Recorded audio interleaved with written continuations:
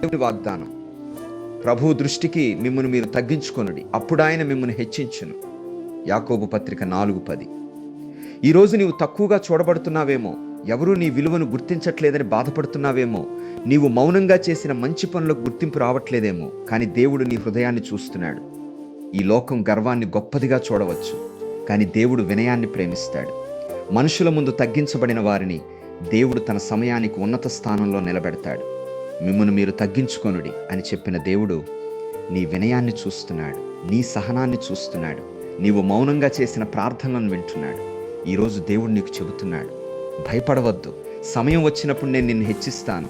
నీవు కన్నీళ్లతో నడిచిన మార్గంలోనే నేను నిన్ను ఘనపరుస్తాను. నీవు ఒంటరిగా అనిపించినా, నిన్నెవరూ గుర్తించకపోయినా దేవుడు నీ జీవితానికి అద్భుతమైన భవిష్యత్తును సిద్ధం చేస్తున్నాడు.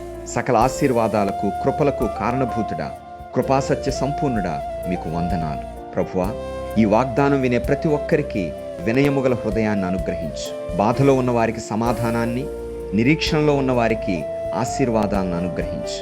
మీ కృప ప్రతి కుటుంబంపై నిత్యముండునుగాక. మీ కృపా బాహుళ్యానికి సమర్పిస్తూ యేసు నామములో ఈ వాగ్దానాన్ని ఆశీర్వదిస్తున్నాను తండ్రి, ఆమేన్. ఈ వాగ్దానం మీకు, మీ కుటుంబాలకు, అందరి జీవితాల్లో నెరవేరునుగాక.